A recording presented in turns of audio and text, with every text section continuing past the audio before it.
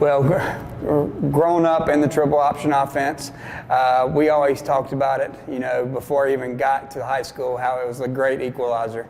That offense is something you don't see.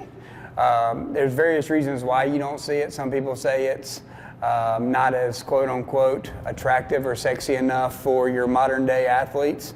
I believe being a quarterback of that offense, coordinating that offense, coaching in that offense, I think the biggest reason people don't run it is because it's hard work. It takes a lot of buy-in. It takes a lot of coaches coaching the coaches and coaches coaching the players.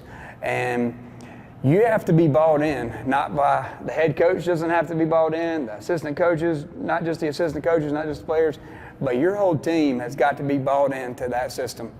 And if there's one person not bought in, whether it's the OL coach, whether it's the quarterback, whether it's whatever position, it's going to crumble. And a lot of people do not want to invest the time and effort it takes to create that almost culture that the triple requires.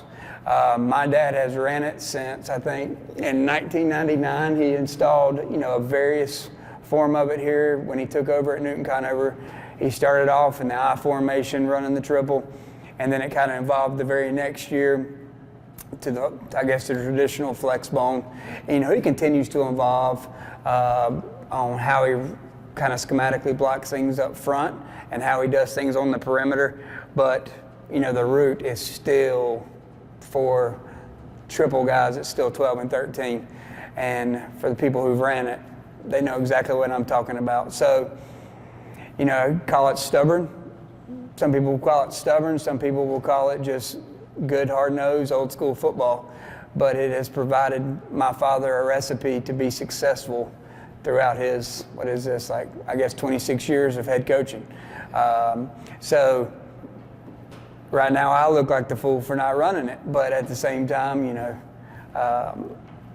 it's worked for him, and I could never see him doing anything else. When you think of Nick Basil, you think of triple.